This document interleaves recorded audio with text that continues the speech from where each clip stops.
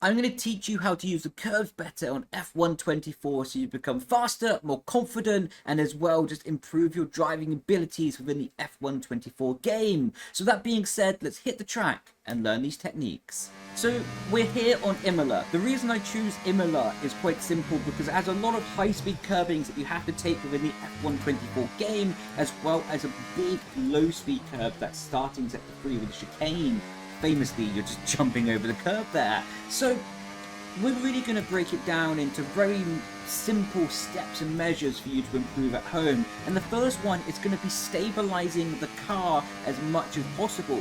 So what does that mean by stabilizing the car before hitting the curbstone? And what that's going to mean is try to be fully off the brake pedal before going into the curbstone. So as you can see now we're off the brake pedal, and then as we're actually on the curbs, we're not touching the brake pedal and doing it to minimal ability, so we're not over stressing the front axle of the car and giving it too many things to do. So you can see we brake and then we release the brake pedal before hitting the curb, and that allows the front of the car to be more free. It doesn't allow it to be overstressed, and it allows it just to do what it needs to do over the curbing. A bit more scientific term for that is when you're braking, of course, if you're braking in a straight line, you're compressing the front suspension down. So every single time that you're braking, you are going to be compressing the front of the car down, what is of course going to be reducing the front suspension travel, and of course an F1 car has very minimal suspension travel anyway. So when you're braking, you're going to be putting more weight to the front of the car, but when you're going over a curbstone like this in this high-speed sequence here, doing the second apex, we would be braking into this apex here. So imagine you're braking, you're going to be compressing the front of the car down, and that's actually going to be compensating and overloading the front of the axle of the car. That's going to be leading to a double negative, effectively. You're going to be hitting the curbstone, which one, going to be using the suspension travel of the car, but if you're braking, you're going to be using the suspension travel of the car again, what can be leading to it over compressing and then becoming undesirable over the curbing. If you want to be a bit more stable over the curbing, release the brake pedal before you get to the curbstone, and this can allow this front suspension travel to have more freedom, flexibility, and ability to just do what it needs to do and work how a suspension unit needs to work in that situation. So key point summary of that first point is try not to be on the brake pedal while you're on a curbstone, and try to do it to the best ability possible, and this will free up the front axle of the car so it can do what it needs to do and work how it's intended to work while going over bumps. Going through the chicane here just one more time, you can see we release the brake pedal when we're on the curb and tap the brake pedal again in between the two curbstones, and that allows the car to be settled and a bit more predictable.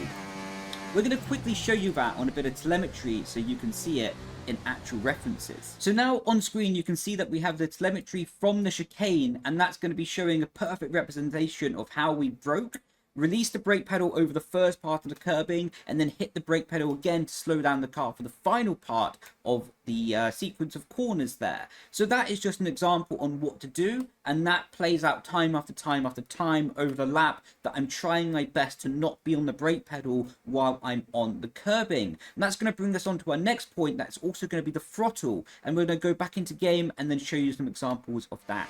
Using the throttle on the curb is a bit more complex than the brake pedal, because it's easy to release the brake pedal before the corner, but when you're trying to extrapolate the maximum performance from a car, especially around a track like Imola, you're always going to be on the throttle at some point with the curbstones anyway, so you have to learn to balance the car on the throttle. And how you do that is you actually just try to be the same throttle percentage when you're on the curbstone.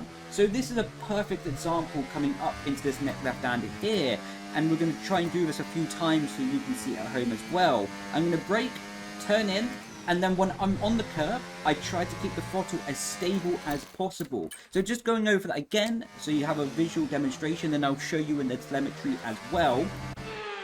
So again, you get an exact reference for how it looks and how I can describe it better to you at home so you can improve yourself as well. So on the curb, stable throttle, and then we start accelerating and pressing the throttle harder once we are off the curbstone as well. Another good example of that around Imola is the final apex of the lap. You don't actually use the brake pedal in time trial mode here or qualifying really. I think even in the race you can get away with just lifting the throttle because the engine braking is so strong on this year's iteration of the Formula 1 game. So now going into the final 2 corners, into the final apex here, you can see we're just going to lift the throttle, and then while we're on the curb, we're stable on the throttle as well, not adding extra input. So once we finish the lap, the telemetry will be recorded, and we can jump into looking at that now. So now looking at the telemetry from the final 2 corners of the lap here at Imola, of course, you can see the braking zone for the second to last corner, bleeding off the brake pedal before touching the curb there. But importantly, speaking about the final apex of the lap, you can see with this sort of highlighted bar where my mouse cursor is, what we're looking at. And as you can see, once we're on the curb, then there's actually no added throttle input from my side, and that's just keeping the car as stable and as balanced as possible. And then once we were off the curb, I start accelerating smoothly back up to 100% power. You can generally see during my whole inputs here, even though I'm talking and I'm not really, let's say, 100% focused on the driving, I'm able to be as smooth.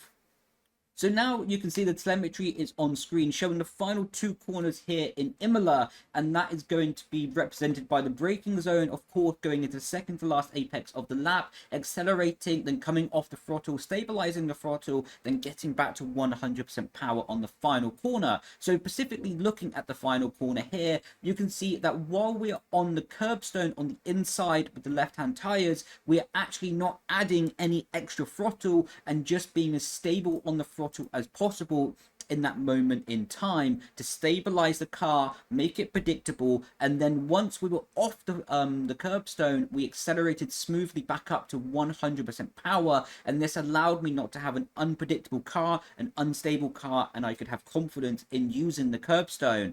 Over a race distance, this would make a massive difference to lap time and as well tire degradation because I'm not sliding the car around.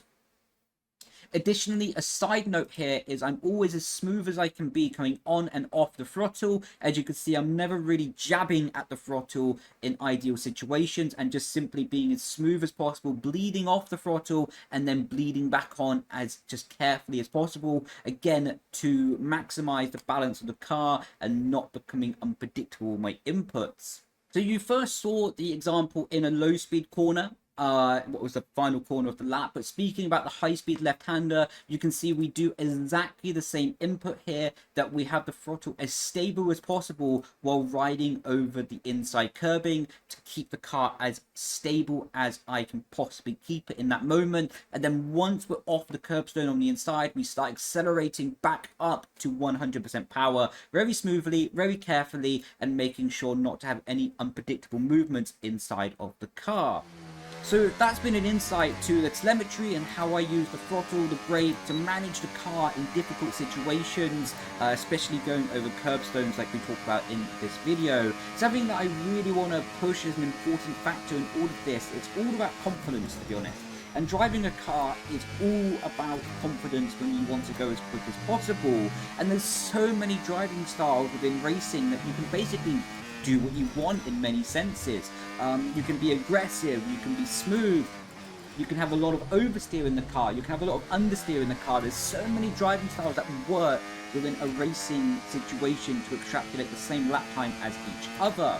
And it is all just about confidence on how you want to drive the car and how you want to feel the car. So my best advice is always do what makes you feel confident, and that confidence will allow you to grow as a driver as fast as possible and become as quick as possible in that shortest space of time. So that is my biggest lesson here today in terms of that, is try not to be on the brake pedal while you're on a curbstone, and when you're on the throttle while using the curbing, just try to be as stable as possible and not add extra inputs in that moment in time. So hopefully you found this video helpful, informative, and can be improving your lap times at home as well. So everyone, thank you so much for watching. I've been Brendon, Leigh, and I'll catch you in the next video. Grazie, ciao ciao, bye bye.